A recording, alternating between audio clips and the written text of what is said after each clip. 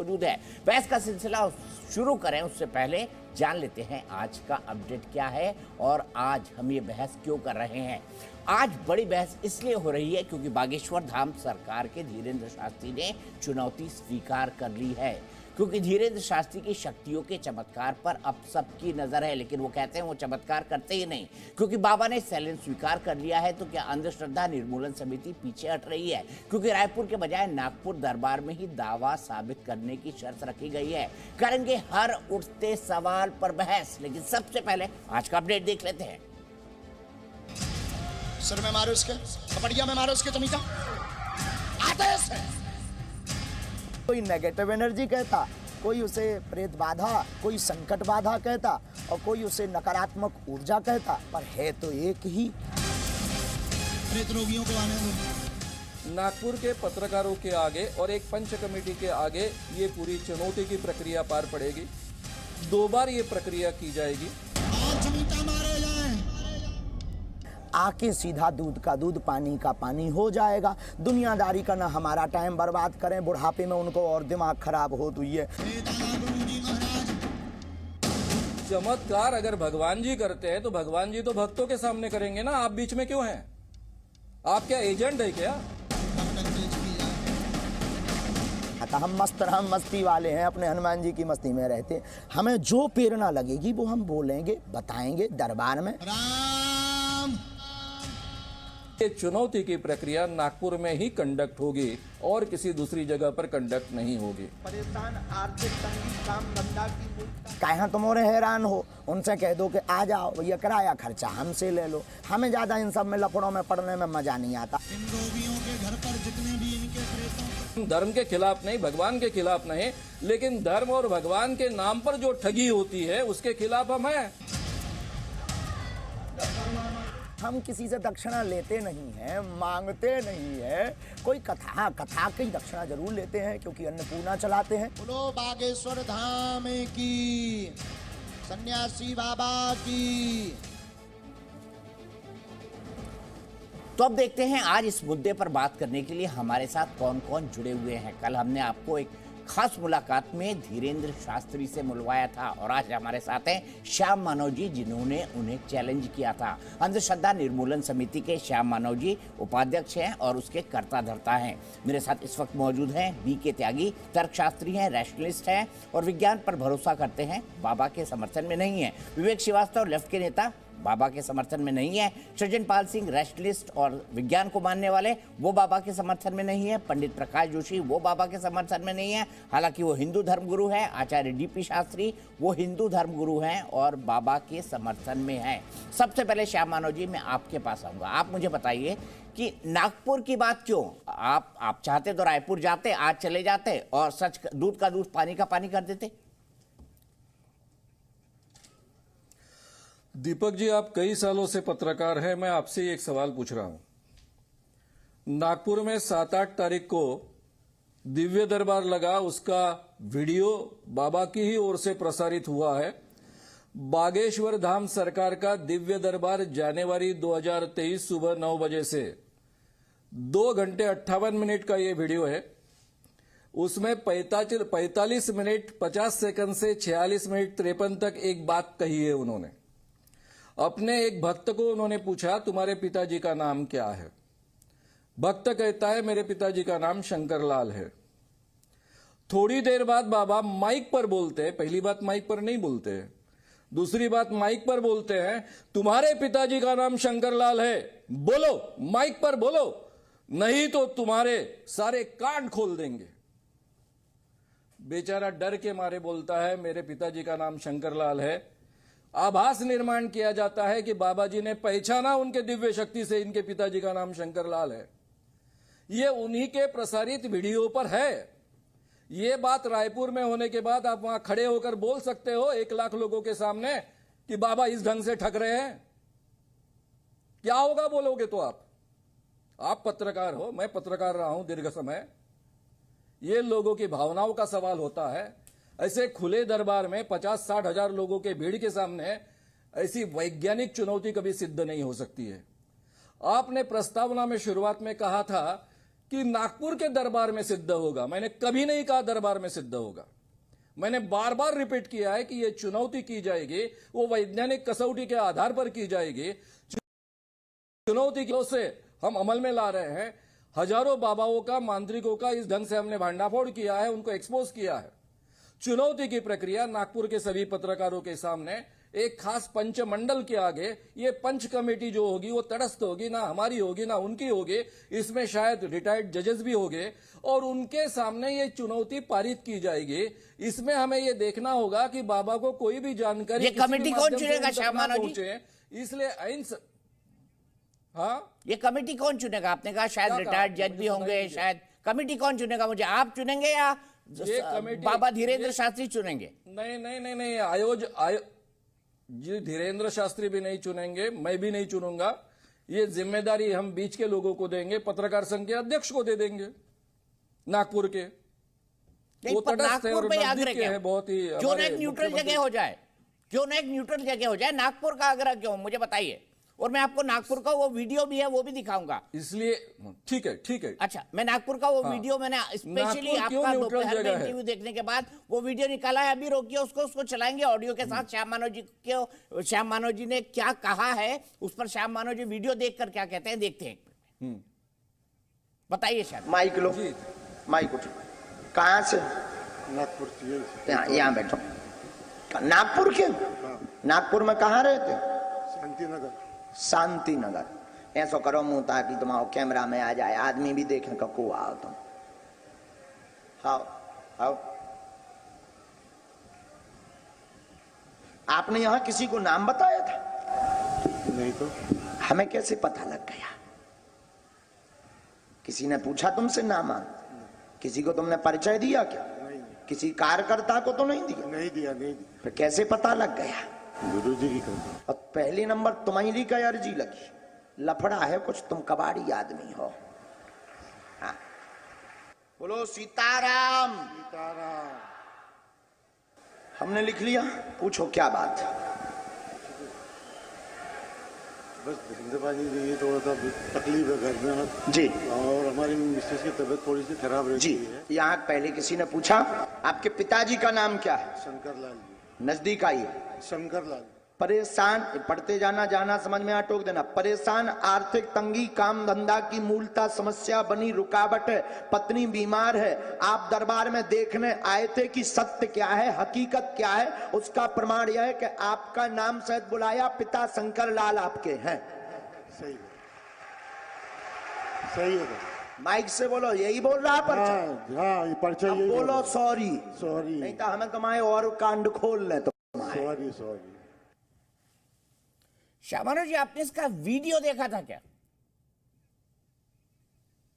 जी video देखकर ही मैं बात कर रहा हूं और अभी भी देखकर बात कर रहा हूं जी। तो अभी जो क्या इम्पैक्ट आया दिखाया वो लिखा हुआ पर्चा है। सुनिए अभी शांति से एक मिनट श्याम मानव जी सुनिए, शांति से सुनिए आप जी।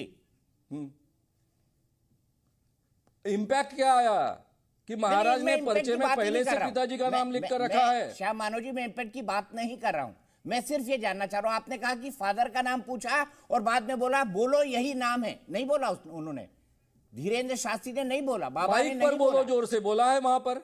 ना उन्होंने लिखा हुआ पर्चा मेरे वीडियो में है कि देखो हमने तुम्हारा नाम भी लिख दिया, तुम्हारे पिताजी का नाम भी लिख दिया। लिखा हुआ पर्चा दिखाया उन्होंने। हाँ तो पर्चे के आधार पर लिखा ना। ना पर उन्होंने अपने फादर का नाम बताया कहाँ शुरू से आखिरी तक? मैं कोई इनका पक्ष नहीं ले रहा हूं, मैं तो सिर्फ वीडियो की हकीकत बयान कर रहा हूं आपके सामने। उन्होंने फादर का नाम जब तक पर्चा नहीं लिखा तब तक नहीं पूछा।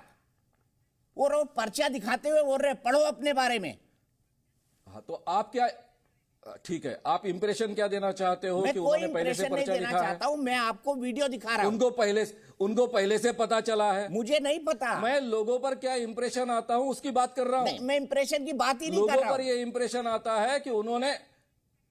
चलिए एक बार और वीडियो दिखा देते हैं और पूरे पैनल को दिखाइए प्लीज, पूरे पैनल को दिखाइए। बड़े फ्रेम में श्याम मानव जी को रखिए।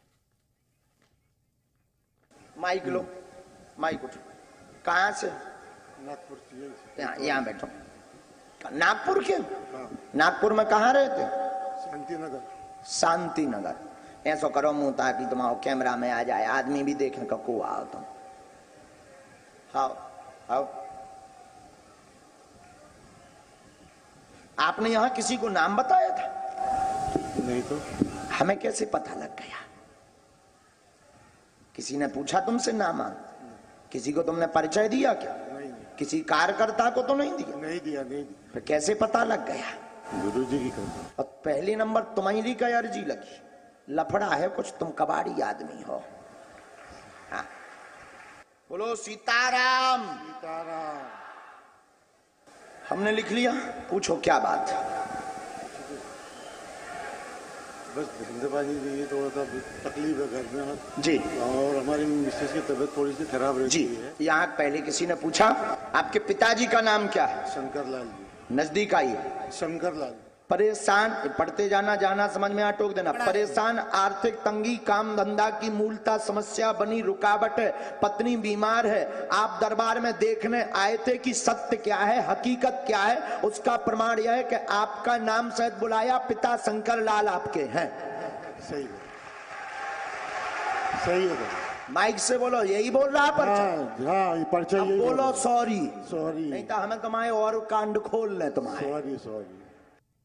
वो जो फादर का नाम पूछ रहे हैं तब तक वो पर्चे पर सब कुछ लिख चुके हैं और उन्होंने उस शख्स को जो नाम उसका हाँ। मुझे नहीं पता, बोला भी नहीं उन्होंने, वो लिखा हुआ पर्चा दिखा रहे हैं। पिता का नाम उन्होंने उस पर्चे पर लिखा हुआ है। देखिए देखिए श्याम जी, मैं कोई बाबा का प्रवक्ता नहीं हूं, ना मैं बाबा का कोई समर्थन करना चाहता हूं। मैं एक लॉजिकल सवाल आपसे पूछ रहा हूं कि आपने जो दावा किया, क्या आपने वीडियो देखा था कि क्या वीडियो में है? जी वीडियो देखा है, वो शब्द वो है, पूरी की पूरी लंबी लाइन केवल मैंने रखी नहीं है। वो ये इंप्रेशन क्रिएट करते हैं कि पहले से अपने पर्चे पर जो नाम लिखा है वो पहले से जानते हैं, जबकि उन्होंने खुद पूछा है तुम्हारे पिताजी का नाम शंकर लाल है, ये पूछने की क्या आवश्यकता है? जब पर्चा लिख चुके हैं वो मुझे बताइए ना श्याम मानव जी, जब वो पर्चा लिख चुके हैं, ये आप कह रहे हो निकालकर उस शख्स को दे देते हैं। दीपक जी, ये आप कह रहे हो कि उन्होंने पर्चा पहले से लिख कर रखा है। यही तो इंप्रेशन वो क्रिएट कर रहे हैं ना कि पहले से पर्चा लिख कर रखते हैं, मतलब आप कह रहे हैं कि बेसिकली वो झूठा और वो सामने लिख रहे हैं।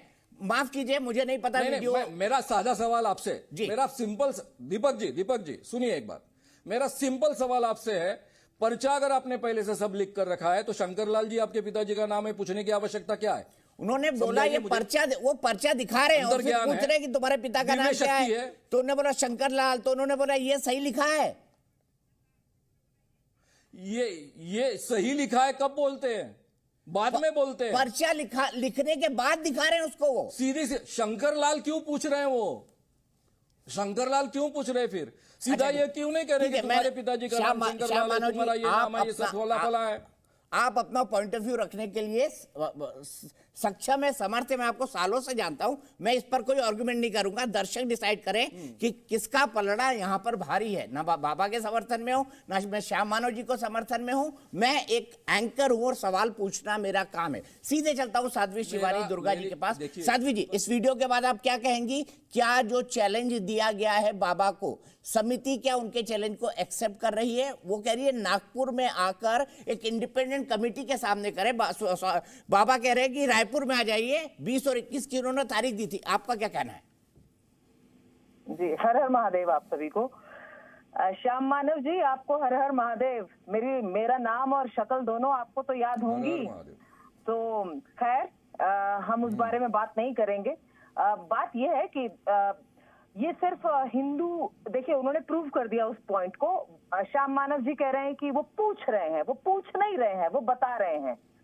और वो श्याम मानव जी वो मनुष्य के रूप में ही हैं। अगर उनके पास दिव्य शक्ति भी है, हमारे यहाँ पर अष्ट सिद्धियों और नवनिधियों की बात कही गई है। वो भगवान, वो हनुमान जी के भक्त हैं जिनको अष्ट सिद्धियां नवनिधियां प्राप्त थीं। और अगर भगवान की किसी विशेष व्यक्ति पर पूर्व जन्मों के कर्मों के आधार पर कृपा हो जाए तो वो भगवान और भक्त का मैटर है। आप क्यों इस बात को मान नहीं लेते?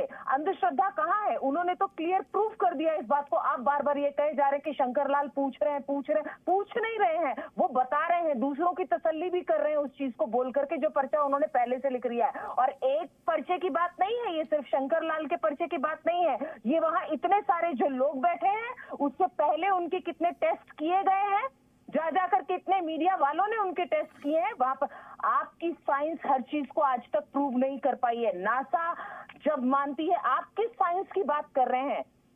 सनातन का बेस ही साइंस है। सनातन ने साइंस को जगह दी है। साइंस, एक मिनट श्याम मानव जी, साइंस अभी 500-700 साल पहले आई है, उससे पहले वेद लिख दिए गए थे जिनके ऊपर रिसर्च आज होता है। क्या बात कर रहे हैं आप? और जिस चीज के लिए आप कहते हैं कि प्रूफ करना पड़ेगा, तो मेरी आपसे हाथ जोड़कर करबद्ध मेरा आपसे निवेदन है श्याम मानव जी कि आप प्लीज मौलाना को भी बुलाइए, पादरी को भी बुलाइए। अगर टेस्ट होगा तो फिर सभी का होगा। अगर आप ये सब कसौटी पर खरा उतारना है तो सभी को लाना पड़ेगा कटघरे में, केवल हमारे हिंदू धर्म गुरु नहीं आएंगे। इसका नाम था drugs and magic remedies act. उनके खिलाफ हमने आंदोलन किया, उनको चैलेंज किया और उसके बाद में हमने सीधा कानून का उपयोग किया और उनको जेल में भेजा। दुनिया में पहली बार 4 फॉरेनर्स जेल में गए थे भारत में। उसे सामने लेकर आइए। तो आप ये बात मुझे मत सुझाइए।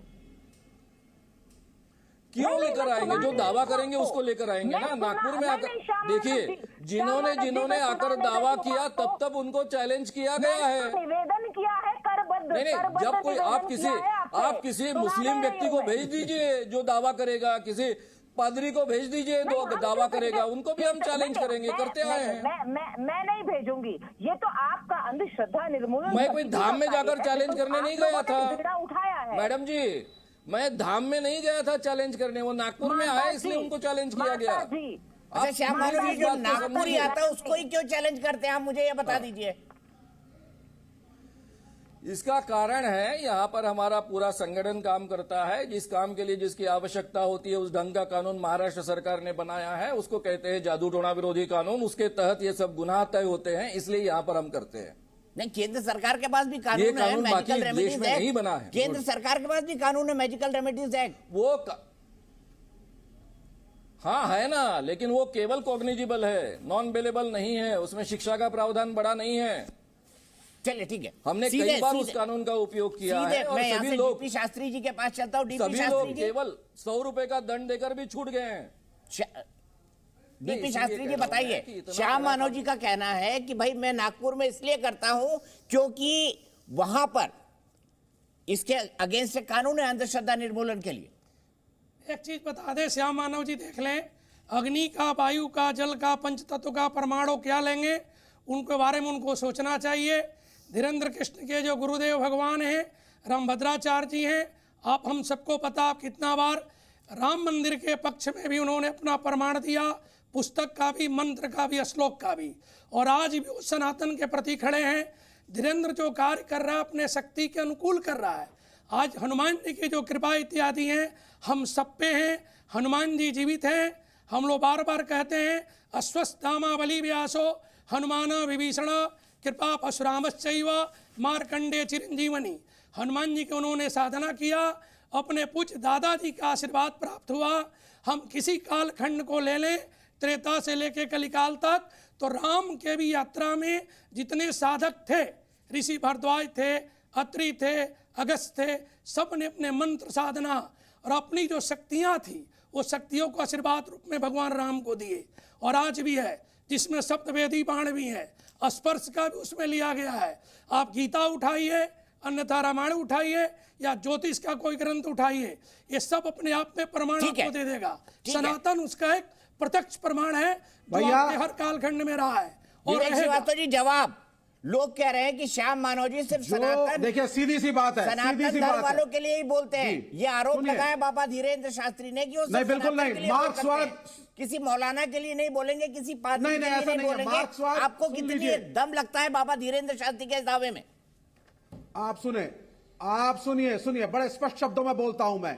मार्क्सवाद की बुनियाद चर्च के विरोध में हुई, जब चर्च के पादरी भी इसी तरीके से जैसे हमारे हिंदू गॉडमैन आज कर रहे हैं, सत्ता लेने लगे, जमीनें लेने लगे, पैसा लेने लगे, पावर आने लगा और कैपिटलिस्टों से मिलकर के और पूंजीपतियों से मिलकर के, सत्ताधारियों से मिलकर के आम आदमी का शोषण होने लगा, तब मार्क्सवाद का जन्म हुआ, communist ideology I, communist manifesto बाद में लिखा गया। यह इतिहास है। तो यह मत सिखाइए हमें। धबोलकर, पंसरे, गौरी लंकेश ये मारे गए क्योंकि ये सच बोलते थे और क्वेश्चन करते थे। आज ये हिंदूवादी भारतीय जनता पार्टी के कानून में कहते हैं आप प्रश्न नहीं पूछ सकते। ये सब के कतार में लाइन लगाते हैं अस्पतालों में, क्योंकि साइंस के बिना इनके जीवन का इलाज नहीं होगा। चले जाया करो ना फिर धीरेन्द्र शास्त्री के पास, वो करेगा तुम्हारा इलाज। क्यों नहीं जाते हो? जाओगे AIIMS, all India institute of medical sciences, बच्चों को पढ़ाओगे सीबीएसई के स्कूलों में, मत पढ़ाओ फिर। अगर ऐसी विद्याएं हैं तो मत पढ़ाओ फिर। धीरेन्द्र शास्त्री तो कॉलेज पढ़े भी नहीं है भाई। बात करते हैं विवेक श्रीवास्तव जी, आप बच्चों को पढ़ाने की बात करें। धीरेन्द्र शास्त्री खुद 12वीं से ज्यादा नहीं पढ़े। एक 26 साल के, एक 26 साल 25, लेकिन बात बड़ी लॉजिकल करते हैं। ये कह रहा है और यहां पे खड़े होकर के कोई लॉजिकल बात नहीं है उनकी, कुछ लॉजिक नहीं है। वो कहते हैं मैं चमत्कार नहीं करता, मैं भगवान नहीं हूं, मैं तो मेरे ईश्वर का एक भक्त हूं, मैं तो हनुमान जी का, बालाजी का एक भक्त हूं, मैं इससे ज्यादा कुछ नहीं हूं। नहीं, बहुत अच्छी बात है। बालाजी पे कोई प्रश्न चिन्ह नहीं है, और जो करता है भगवान करता है, मेरे ईश्वर करते हैं, कोई प्रश्न चिन्ह नहीं है। हमने नहीं कहा कभी, लेकिन ये नाम आप खुद आसाराम बाबू को मुझसे ज्यादा आप जानते हैं। ज्यादा केसेस में आप लिप्त, आपने देखा है उनको।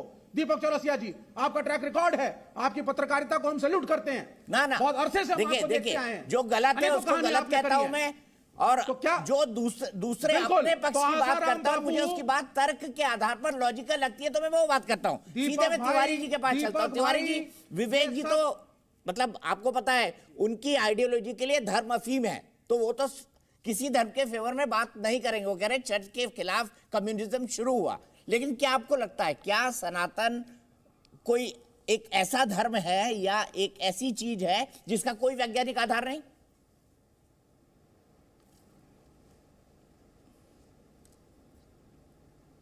तिवारी जी को मेरी आवाज नहीं, शिवानी जी, साध्वी जी, दोबारा बोलिए, दोबारा बोलिए आप।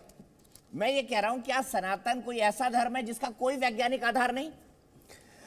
दीपक जी, सनातन जो आधार है उसका वैज्ञानिक ही आधार है, लेकिन सबसे बड़ी बात है, हमें श्याम मानव जी बात कर रहे थे और हमारे श्रीवास्तव जी बात कर रहे थे।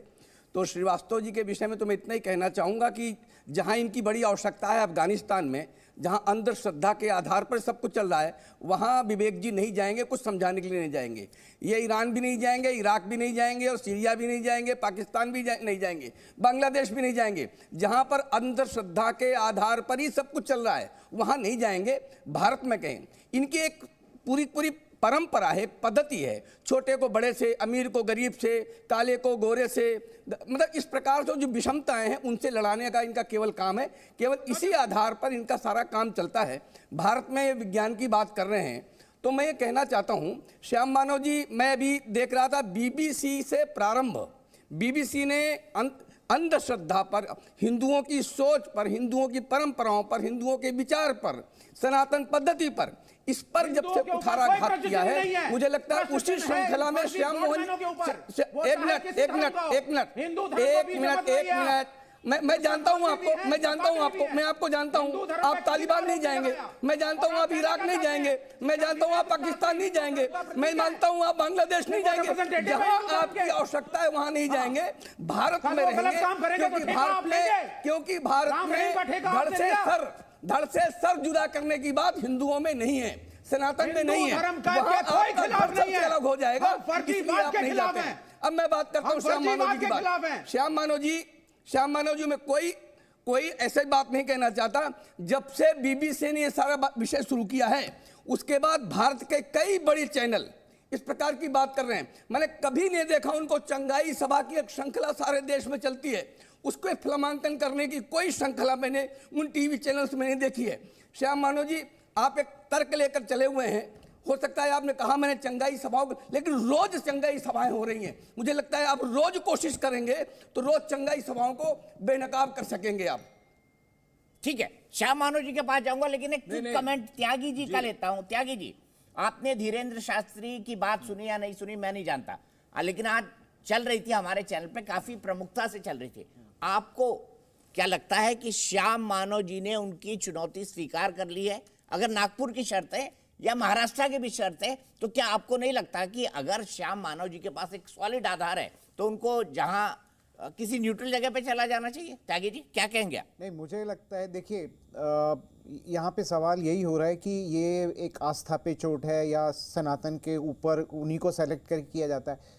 सनातन धर्म कोई इतना कमज़ोर नहीं है कि इस तरीके का अगर लगता है कि ये लाछन लगाए जा रहे हैं तो वो उसको कुछ असर पड़ेगा। मुझे लगता है कि ये इस चैलेंज को दोनों तरफ से एक कॉर्डियल माहौल में एक्सेप्ट करना चाहिए। और मैं शास्त्री जी को भी कहूँगा कि वो अपने आप, उन्होंने तो खैर कह ही दिया है कि इन्वेस्टिगेट आगे कर लें, लेकिन अगर न्यूट्रल जगह पे भी हो जाता है तो कोई दिक्कत नहीं है। इससे जो डाउट्स हैं, मुझे लगता है कि इसमें सनातन के ऊपर खतरा नहीं हो रहा, बल्कि वो और उभर कर आएगा अगर ये बात सिद्ध हो जाती है। तो इसमें डरने की बात नहीं है, पर्सनल इंटरपर्सनल एलिगेशन लगाने की बात नहीं है, क्योंकि जो सच्चाई है उसको सामने लाने के लिए जो आर्गुमेंट होते हैं उनको हमें डिस्पेल करना पड़ता है। श्याम मानव जी, मैं चाहूंगा आप जुड़े रहें, मुझे सिर्फ 120 सेकंड का एक ब्रेक लगना है, लेकिन एक क्विक जवाब। और क्विक जवाब ये कि क्या आप किसी न्यूट्रल जगह पर जाना पसंद करेंगे नागपुर के अलावा? चैलेंज देंगे? जी बिल्कुल, आप आयोजन कीजिए दिल्ली में, मैं आऊंगा बिल्कुल, मेरा पूरा संगठन आ जाएगा। लेकिन न्यूट्रल तरीके से आयोजन करने के समय में फ्रॉड एंड प्रूफ कंडीशंस के अंदर ही ये सब शर्तें होगी। उनको कोई भी जानकारी लीक नहीं होगी, इसके लिए जो केयर लेनी है वो आप सबको माननी पड़ेगी। और इस शर्त पर मुंबई भी आने के लिए, दिल्ली भी आने के लिए हम तैयार हैं। ठीक। तो पंडित धीरेंद्र शास्त्री जो अपने तथाकथित चमत्कारों के लिए, तथाकथित प्रेत दरबार के लिए मशहूर हो चुके हैं, सोशल मीडिया पे बहुत फॉलोइंग है। कल उन्होंने इंटरव्यू देकर अपने बारे में कई सारी बातें कही और उन्होंने ये कहा था कि मेरे दरबार में आकर 20 यानी जो आज निकल गई और 21 जो कल आने वाली है रायपुर में आ जाएं और वहां पर श्याम मानव जी जो अंधश्रद्धा निर्मूलन समिति के